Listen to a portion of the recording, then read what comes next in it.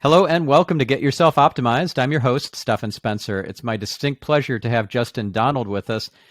Entrepreneur Magazine calls Justin Donald the Warren Buffett of Lifestyle Investing. He's a master of low-risk cash flow investing, specializing in simplifying complex financial strategies, structuring deals, and disciplined investment systems that consistently produce profitable results. His ethos is to create wealth without creating a job. In the span of 21 months and before his 37th birthday, Justin's investments drove enough passive income for both he and his wife, Jennifer, to leave their jobs. Following his simple investment system and 10 commandments of lifestyle investing, Justin negotiated deals with over 100 companies, multiplied his net worth to over 8 figures, and maintained a family-centric lifestyle in less than 2 years. Just 2 years later, he doubled his net worth again. He now consults and advises entrepreneurs, executives, and successful media personalities on lifestyle investing. Justin has appeared on nearly 100 podcasts, including Entrepreneurs on Fire, Mike Dillard's Show, Making Bank, Achieving Your Goals, Capability Amplifier, and many more. Justin, welcome to the show. Thanks, Stephan. Glad to be here. Excited to get a chance to hang out. Awesome. So I'd love to start off by getting your origin story for our listener to understand how you were able to build such an incredible wealth and lifestyle for yourself and your family. And I imagine that it wasn't just a silver spoon where it was handed to you. You had to work for it. So could you share your story with us? Sure. And I will tell you, when I was younger, I wish that it was handed to me on a silver spoon.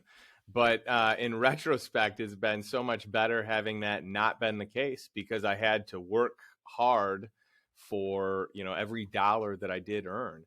But this goes back, I think I really started gaining and learning a work ethic around sports. I played a lot of sports. I love sports, and I really strive to be the best at everything that I did. And so sports really gave me an outlet to apply myself, to work hard, to go the extra mile, to put in the hours, to be good. And it was interesting to see how easy of a transition that was once I started working, to take that work ethic from sports and apply it to, running my own business or getting into sales, which I did, at a very young age. When I was in 7th grade, I remember my mom said, "Hey, we're not your bank. If you want to make money, go get a job." And I was like, "Well, I don't know if any place is going to hire me." And she said, "Well, you're not going to know unless you try." And so I decided I would try to get a job, try to get my first job. And I found a company to hire me, selling newspaper subscriptions door to door, which at the beginning, I've got to tell you, Stephan, I was horrible at it. I had doors slammed in my face. I had rude people, nonstop people were telling me no. Keep in mind, this is a commission job. So after my first week, I had 0 sales. So I worked hard, many hours. And this was just in the evenings at this point. It was after school. And all to no avail at that point, because I didn't make any money. And I knew if I was going to keep doing this job, I better figure out how to get good at it. And just through some persistence, through trial and error, through kind of systematizing my scripts and my answers and handling objections, and really a story about why I was working, I was able to figure out a way to get people to listen and get people to buy subscriptions from me, which was a really tough thing to do. And I ended up becoming pretty good at it. And that's how I paid my way. Really, I afforded everything that I wanted to do in middle school and high school because of that job. I ended up doing that until I graduated. And along the way, I ended up kind of building my own crew of kids that would go out and they would sell newspaper subscriptions or coupon books underneath me, and I would earn a piece of every single sale that they had. So that was kind of a cool experience to have during my high school years, running a team, being in charge of hiring and training and the whole 9 yards as a high schooler. Yeah, that's awesome. I remember, well, my friend, a good friend of mine in high school, by the time he was 16, he bought himself a brand new Ford Mustang, and he had his own lawn sprinkler installation business that he had been running for at least 3 years. I did some work for him. He was a hard driving guy, like a kid at the time, and it wasn't that fun digging trenches, literally, for him. So I didn't last very long as an employee, but I realized like the money's not made working for somebody else. It's building your own little empire. So, but then how did you end up getting, into all of these big investments? In your bio, it says that you got to 8 figures in wealth, and then you doubled it from there. So I'd love to hear how you went from being a successful a subscription salesperson in high school to getting multiple 8 figures in net worth. Sure. Well, what ended up happening when I went to college, I knew I was going to have to pay for my own college, and none of my family members ever graduated from college. So I was kind of the one that, my parents were hoping was going to be the first one. And so I went to the University of Illinois. It was an expensive school. I had to figure out how to afford it. They weren't able to. I mean, they helped out as best they could wherever they could. My parents really wanted this for me. And as I got there, I really had fun in that environment and learning. But I ended up working with a job called Cutco, where I sold cutlery on an in-home appointment basis. And that's how I paid for all my college. So I graduated from college debt-free by selling Cutco. And I ended up moving up with Cutco and becoming a manager. I ran my own, while I was a college student, I ran my own branch office for them, which is in essence running kind of your own business, where they take care of some of the logistics on delivering orders, delivering product, inventory, that kind of thing. But I did everything else. And it was really an eye-opening experience, having employees and having independent contractors and learning how to hire and train and fire and motivate and just everything there. And what I really learned while being there was how to create systems so that other people could step in and run a portion or all of my organization. And so that is where I really excelled. I did fine in sales and I did fine running things, but once I could figure out how to kind of make things work and teach people a system for how to do it, I was able to remove myself and get tremendous results with the teams that I had built over the years. And so I ended up earning some pretty good income there. And I've always been really aggressive with saving or investing and living well beneath my means. And so, at that point I had bought my own place, a place in Chicago, and I was about to start buying and investing in some apartment complexes, some 3 and 4 flats, some single family homes. And one of my friends was kind of pivoting from single family homes to mobile home parks. And I thought, that's odd. I don't know that I agree with that, but I'll hear you out. And he said, "Hey, do you want to go to this boot camp with me and learn how to buy mobile home parks?" And I said, "No, I don't. That does not sound great at all to me." And he said, "Well, I think this is going to be the thing. And I think this is going to be better than anything we've ever talked about." We had talked about, buying real estate together. And I said, "All right, well, why don't you go, you check it out, you let me know what you think." He goes, he ends up getting back and bought his first mobile home park, bought a second one. And I just saw the success that he was having. And it made sense, because instead of having a whole bunch of units that a couple of things. Number one, instead of buying like a whole bunch of single family homes, which takes a long time and a lot of money, you can buy one property with multiple units. And then with an apartment complex, there's generally a lot of turnover. So there's a lot of, rehab and maintenance that goes along with it. And with mobile home parks, that doesn't exist as much, because people generally own their home. And so I started seeing the brilliance in this move, and I started learning more.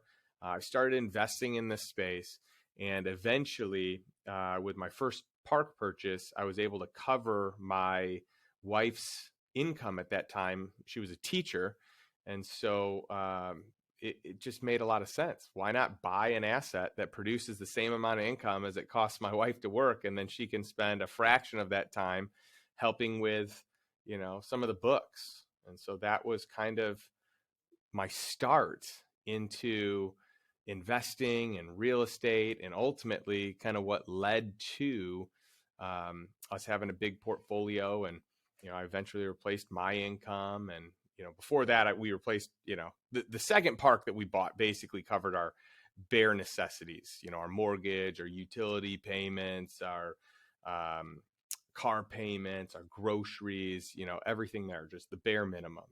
And then we bought our third park, and that covered our current lifestyle. And then I did a 1031 on that one into two others.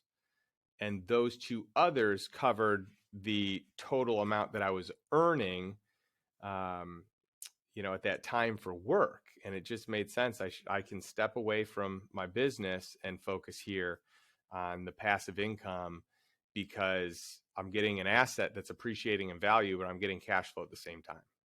So you mentioned earlier that it's a pretty big portfolio that you have. What's big, and how would you define big? Well, right now we're at about 1,000 units, which, in I guess multifamily apartment complexes, that may not be so big. In the world of mobile home parks, that would be a top 100 portfolio. Mobile home parks are your least consolidated real estate asset class. So really, once you hit 750 to 800, right around there, you fall into the top 100. And so we've just steadily been adding to our portfolio over time. That's amazing. And how do you diversify so that you're not totally reliant on that one type of real estate? So what ended up happening is, for a while, I really saw this as like the way, because mobile home park is pretty recession proof.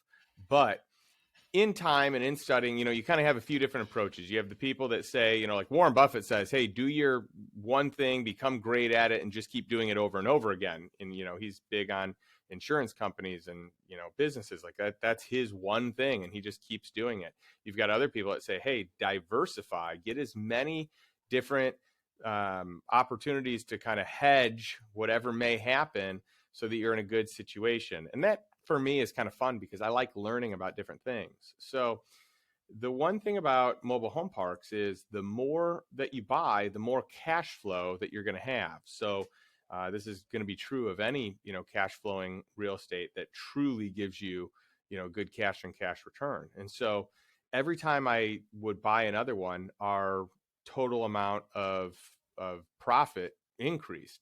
So there's two choices. I can either increase our quality of life and, do more stuff, but we felt like we had a pretty awesome life. So we didn't feel like there's anything else we needed to really add to our lifestyle. The second thing is to take that surplus and invest it in other assets. And so that's what we started to do. And over the last, 5 to 10 years, I've invested in businesses, unique opportunities there. I've done franchises. I've done senior secured debt on highly desirable real estate, or senior secured debt on, some other highly collateralized asset, sometimes even on intellectual property. I've invested in every type of real estate you can probably think of, unless it's super obscure.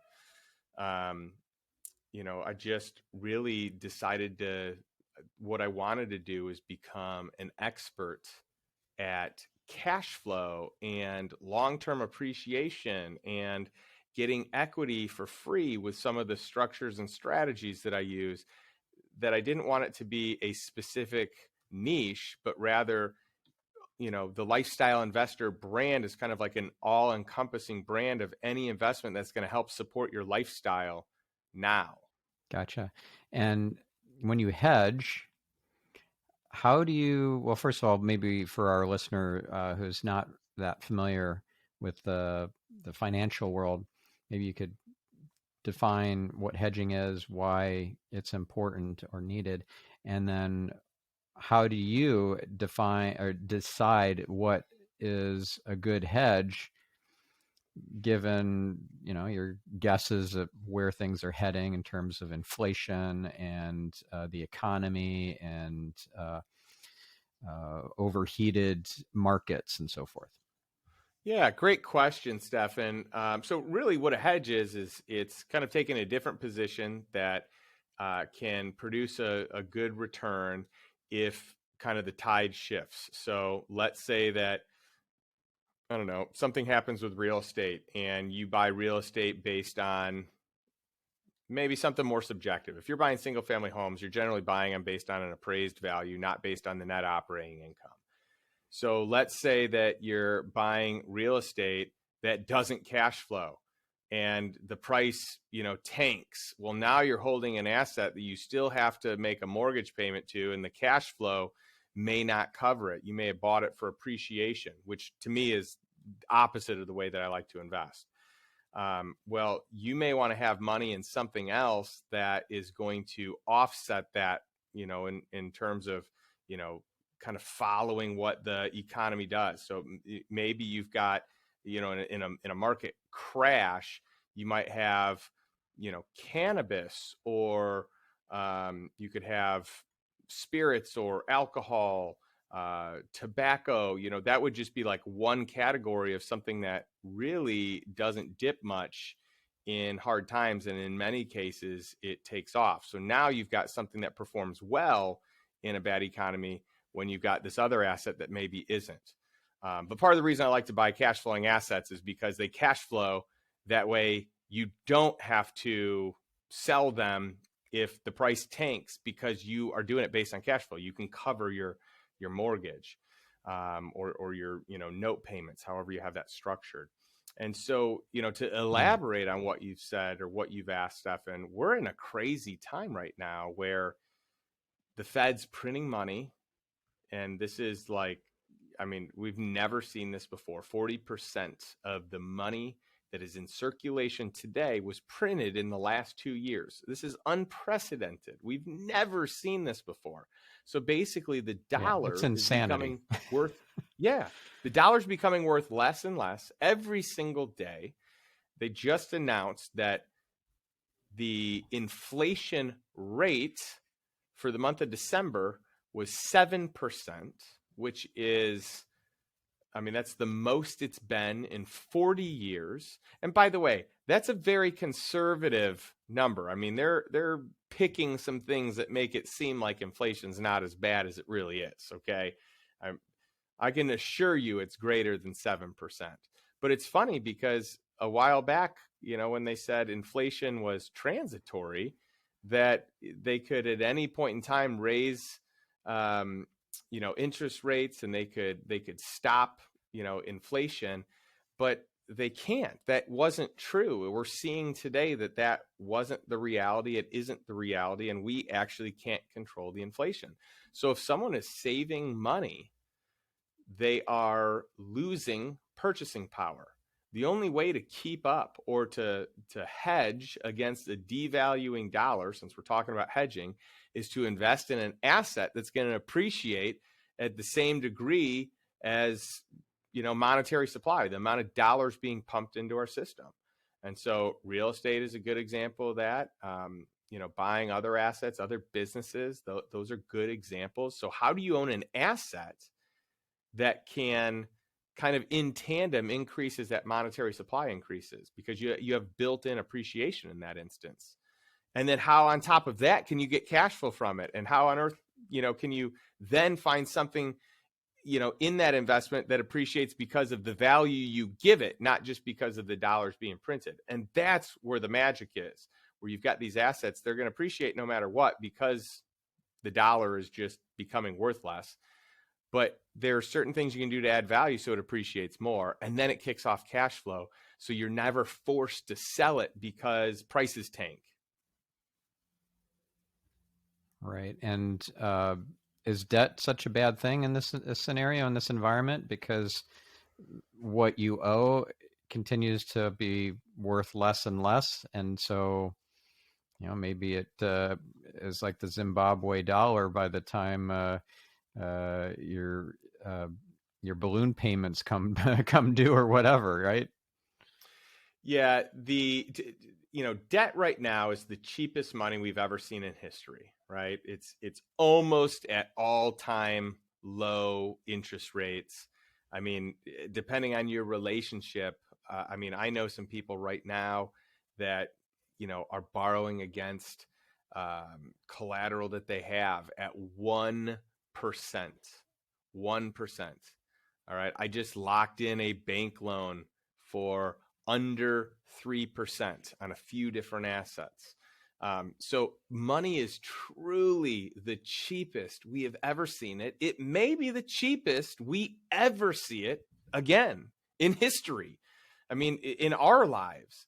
So to use other people's money when it is so easy to make a return that is greater than the 2.5% that you're borrowing at, or the 2.75%, or hey, maybe you miss it and you get something at 3 or 3.5%.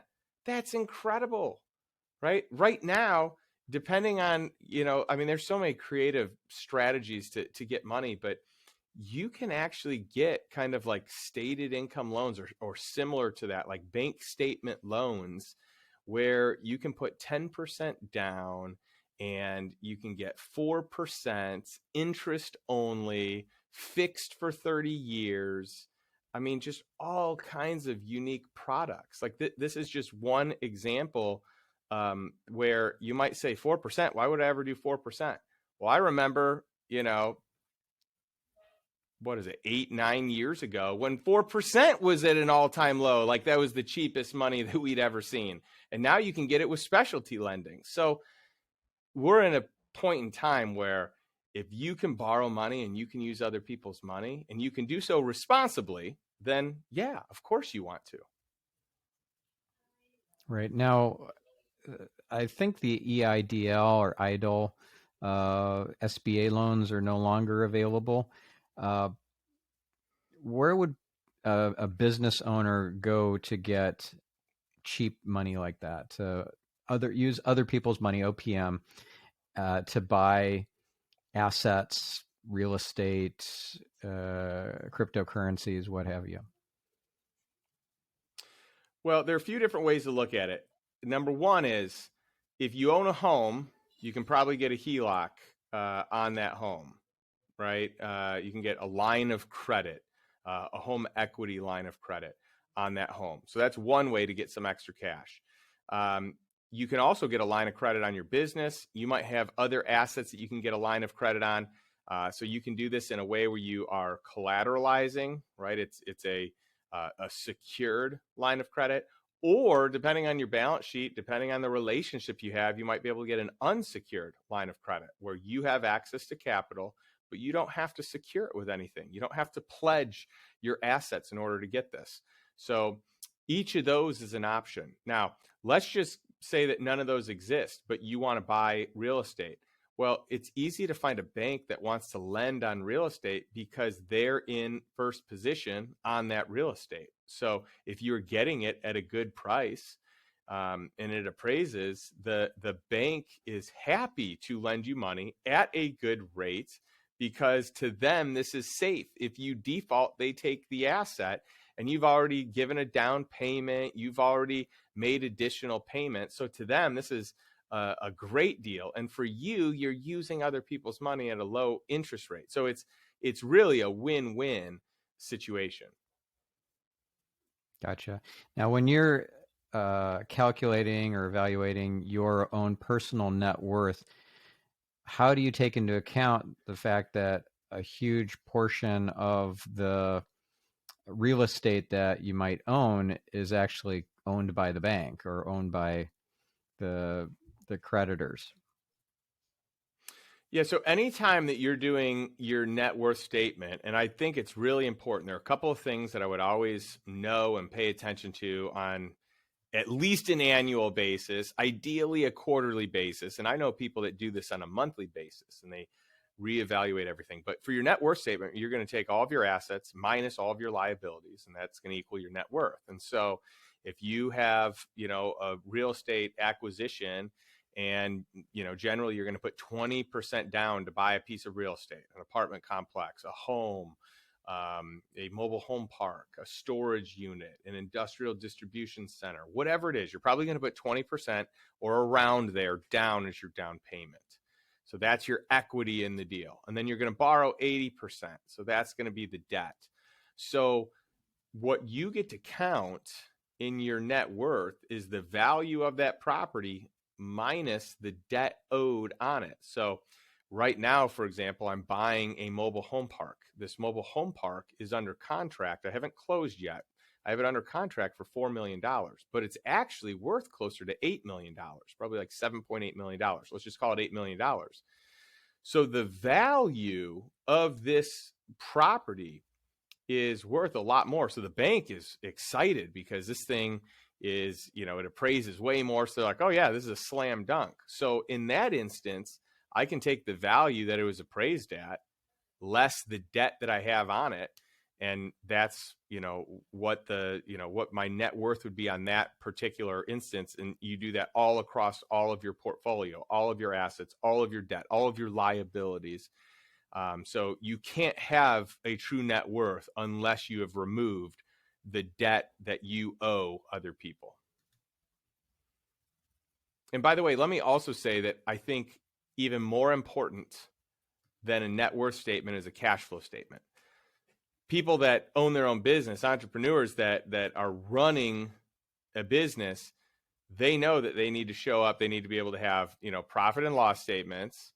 They need to be, which is, that's like kind of your bedrock. Profit and loss statements, balance sheet, and cash flow statement, because those are all the most important things in running a business. You've got to have that if you want to get a loan from a bank for your business. You've got to have that for most of the things you want to do. I mean, just to be if you want to be a good business owner, you want those three numbers, you want to know them all the time. I would argue that your cash flow statement is the most important thing. Ironically, when it comes to people's personal finances, people generally don't know their cash flow statement. They don't know what it costs them to live each month, or how much surplus cash they have, or what they have in passive income. And in some cases, it fluctuates so much that people just have a hard time doing it. But I would argue this is the most important thing that you know, and to know on at least a quarter. I mean, I'll say at least an annual basis, but realistically, at least at least quarterly, in my mind, where you are in terms of net worth and cash flow, that is imperative. So, how do you get from, let's say, a lot of credit card debt to having a net worth that is in the, let's say, seven figures? Like, how do you go from being in a hole like that to having all of your expenses covered by passive income investing, and like I guess you must have a roadmap in your lifestyle investor book, and how does that all play out? Yeah, Stephan, we talk a lot about this, and everyone, shows up at a different point in time in life, and, at a different place. And sometimes people are in a tougher spot when they make the decision or realization that they should shift, and the way that they're living maybe isn't serving them the way that they, the way that they want to be living, isn't serving them in a capacity that is beneficial. And so really, to me, it's a numbers game. And it's creating a plan. And it's just knowing where the numbers are, knowing what it costs someone to live, and knowing what it costs someone to service the debt that they have. Because not all debt is bad. Low interest rate debt is amazing. And I would get as much of that as humanly possible, especially just so you have access to it in case there is a crazy situation that you endure where you need the extra capital. But high interest rate debt is not as good, and credit card debt is among the worst. And so I think figuring out, which credit cards have the highest interest payment and what the balances are, that'd be first and most important, and making a game plan to pay off the highest ones first. Some people have the strategy that you pay off the lowest balance first because it feels good to complete it. And I totally get that. Other people feel like you should pay off the highest interest rate one first because that one's going to suck up the most money. And there are also strategies where you can get other credit cards to roll it over at 0% interest for a 6-month or 1-year period of time. So there are ways that you can do it, but at a really high interest rate, if you're paying 17 to 25% on a credit card in interest, it's going to be really hard to find an investment that's going to outperform that. So to me, it makes sense to kind of get your house in order. If someone really wants to, maybe they put part of their extra surplus cash into paying down debt and part of it into investments. But if it's really high interest rate, I would just want to pay that down as fast as I could. Mm-hmm. Yeah. And what's your position in terms of cryptocurrencies? Oh, I think crypto can be great if it's used in a way that is productive. If it's, let me put it this way. I know people that basically gamble in crypto, and I know other people that make calculated moves and decisions based on a lot of research and based on the true utility of what they invest in. Now, I know people in both camps that have done well, and I know people in both camps that haven't done well. So you've got a speculative thing. I think there's a place for cryptocurrency, but you've got a speculative thing here that in many instances isn't fully proven. It might pump, it might not. If it does pump, do you get out or do you ride it out? There's so many decisions that you have to make ahead of time. I almost think that people need to have this personal financial statement, or personal investment statement is probably a better term, where they make decisions ahead of time and have rules that they follow. So emotionally, they can remove the biases that are going to exist. And so I think that there are several cryptocurrencies that have tremendous utility that are going to do great things. I think more of them are going to crash and burn than not, but Bitcoin certainly has its place. Ethereum certainly has its place. There's a lot of other great concepts that are out there, but most of what's out there is unproven. But that doesn't mean you can't make money. Sometimes people get in on a project that's destined to fail, but they got in at the right time and they got out at the right time. Other people, they research the heck out of stuff and they see what they believe has true utility, something they themselves would use, and they invest based on that.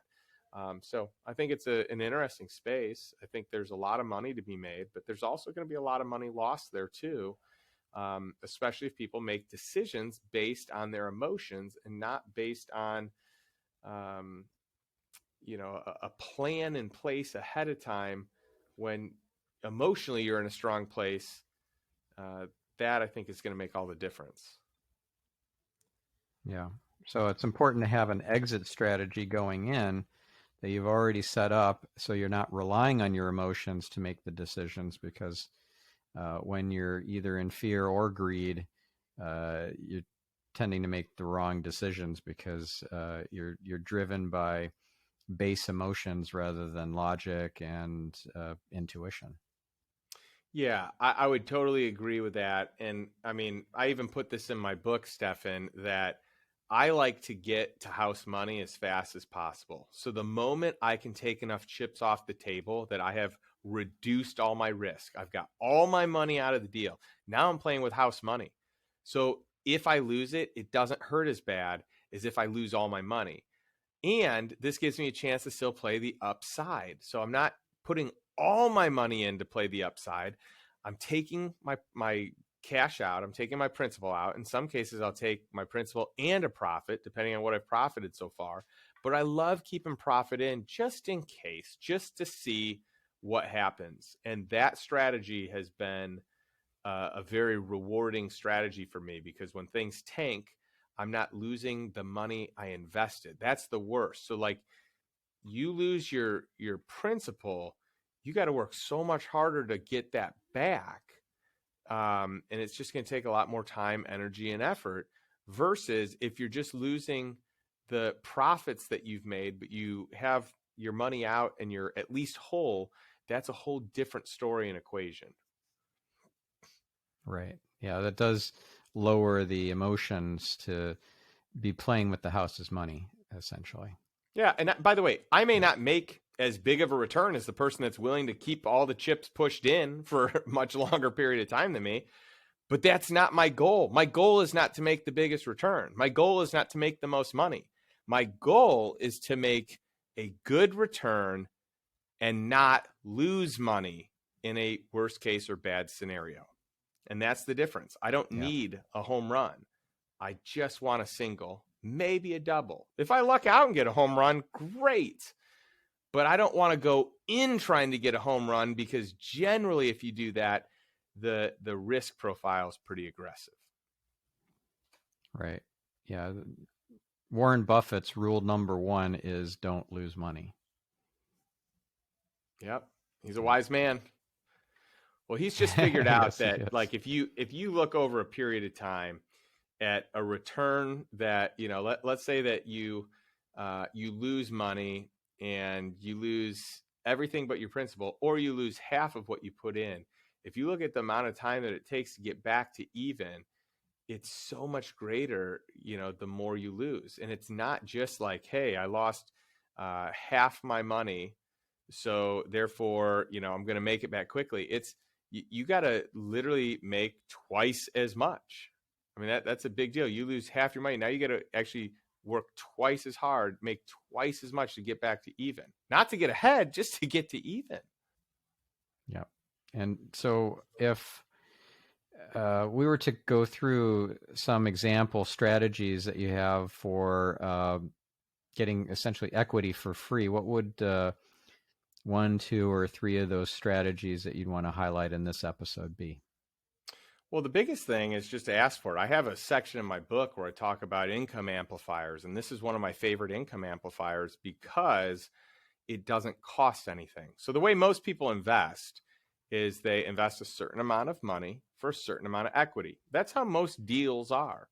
You buy, let's say that you go into a syndication or a fund, you're putting in a certain amount of dollars and you're going to get a certain amount of equity in that deal. You're going to be an owner. So that's one way to do it.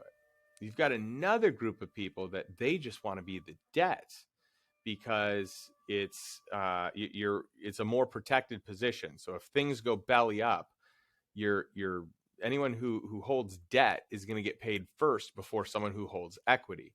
So it's safer and more secure, especially if it's collateralized, and especially if you have the senior position, senior secured debt.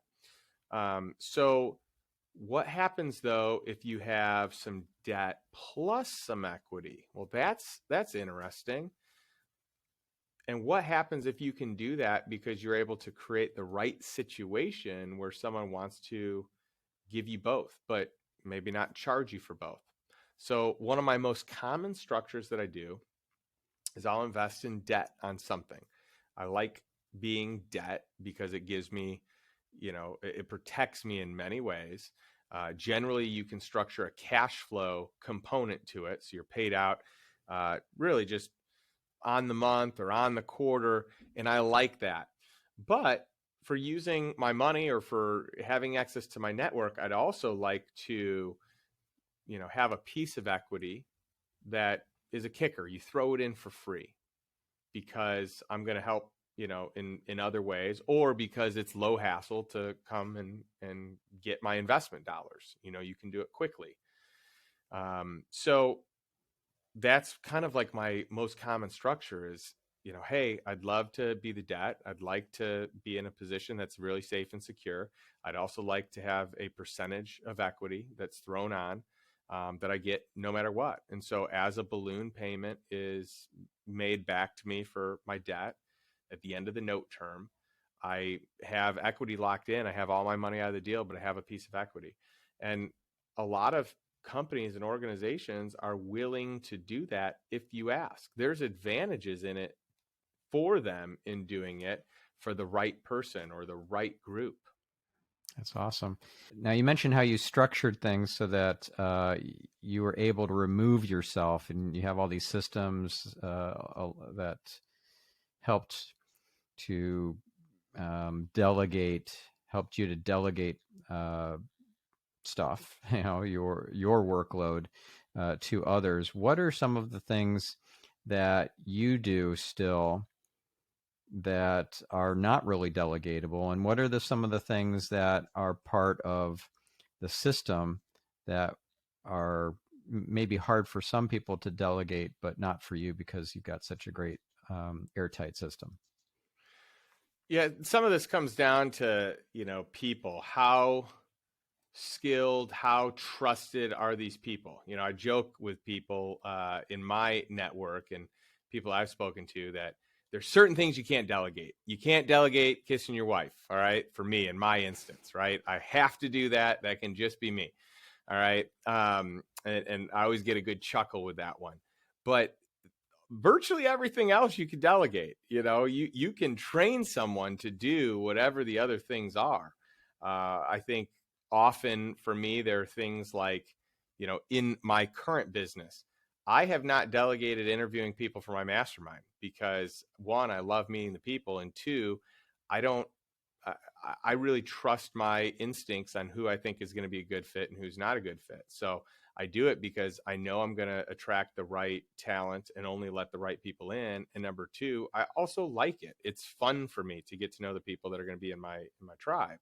So that would be an example of something I haven't delegated, but I know I can delegate that. I mean, there are people that have approached me and asked me if they can, do the interviewing, and even, current members in, my mastermind, they're like, hey, I'd love to be part of that. That's one example. I was just talking with someone today, even on the financial side. I want someone that can kind of go over all my financials and get a bank, whatever a bank needs, get my CPA, whatever my CPA needs. At one point in time in my life, I felt like I had to do that. I felt like I was the only one who would do it right, or I was, maybe I didn't want anyone else to know that information. But the reality is there are people much better than me at gathering that and at producing reports and getting things done in a timely manner and creating spreadsheets and the whole 9 yards. And so I feel like most things are delegatable. But vision, setting culture, relationships with the most important people, which really just equals time spent. That's what it is. Those are hard to delegate. I really like to focus my energy on the 20% of activities that produce the 80% of results. So that's really where I try to, stay and keep. What I want to do is I want to honor what my expertise is and what I have figured out my genius to be. Everyone's got expertise and genius, and they're genius in something. And so for me, I just really want to make sure that I'm spending my time there, not in the things that don't matter as much, not in the things that can be delegated. So I always, my big, catchphrase is, if you can pay someone else to do it, you probably should. And that you shouldn't ever be caught doing minimum wage work if you're running a business. Right. And by the way, that minimum wage kind Now, of creeps. It doesn't have to be specifically minimum wage, but it's like, figure out what you value your time. Well, if your time is worth more than 50 an hour, you should pay someone to do 50 an hour, $50 an hour work. If you value your time, if you can charge more than, 500 an hour, you should pay someone to do 500 an hour work. You got to get clear on what you think your value is. But I think having people in place that can help support you, a strong team is just going to make you better. And there's so many things that other people can do that you can't. And collectively, where you have many people working on different things at the same time, it just makes sense to create systems and find ways to remove yourself, because you are the bottleneck to your own business. yeah. Now, how much time do you spend on technical analysis versus, let's say, research versus just tuning into your intuition, developing strategies, negotiating deals. I'm curious, what are the, maybe out of that list, the top 3 things that you do that take the most time and get you the highest return? Well, it probably depends on the season. I mean, I definitely have done all those things. I think I am regularly doing those types of things. I actually like negotiating deals, but I've taught other people how to do it, so I don't have to do it.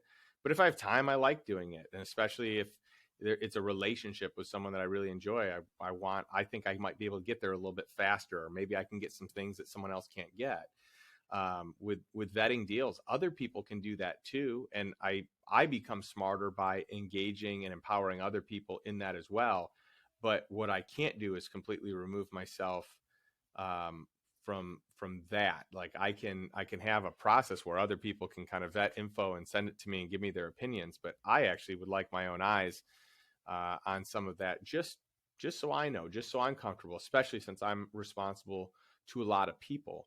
Um, and I love researching, different things. If it's a fascination of mine, if it's an interest of mine, I really enjoy the research. By the way, if I don't care for it, researching is like the biggest pain to me, But if it's something I enjoy, I just met with my tax strategist that, kind of doubles as my CFO, my personal CFO.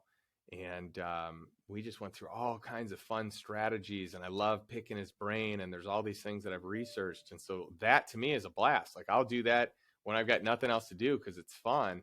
If I can figure out a way to create a little more wealth, if I can figure out a way to help other people do the same, if I can figure out a strategy that can minimize taxes, like that's exciting for me.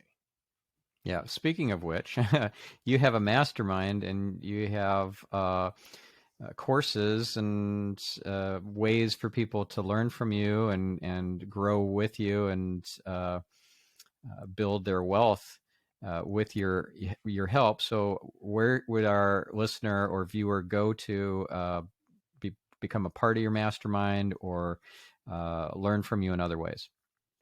Yeah, so the best place to probably find me, if you're interested in my book, you could go to lifestyleinvestorbook.com. And if you go there, what I'm going to do is just give a free copy. You just pay for the shipping for anyone in your audience. So that's one way you can do it. You can go to Amazon, of course, and get it there. All the proceeds of my book go to charity. They all go to an organization called Love Justice International, which stops human trafficking in over 20 countries around the world. They're just incredible. So I'm a huge fan of them. If you want to learn more about, my programs, my products, I've got a podcast called The Lifestyle Investor, just like the name of the book. I've got a blog on my website. If you go to justindonald.com, you have access to that. I've got a masterclass. I've got some online courses. I've got another one that I'm rolling out on mobile home park investing.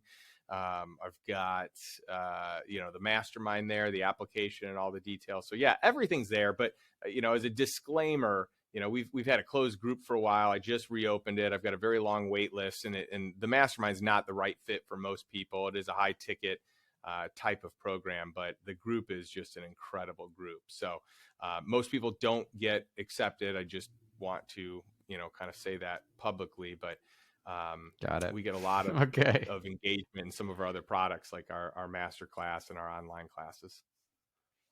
Awesome. Well, thank you, Justin. This was a real treat and very inspiring. You've done some great things for not just your family, but for a lot of people, and help them, create a lot of wealth and legacy. So thank you for that. Well, thanks, Stephan. Great to be on. Great to spend some time together, and I'll look forward to talking with you again soon. Likewise. All right. Well, thank you, listener, and we'll catch you in the next episode. I'm your host, Stephan Spencer, signing off.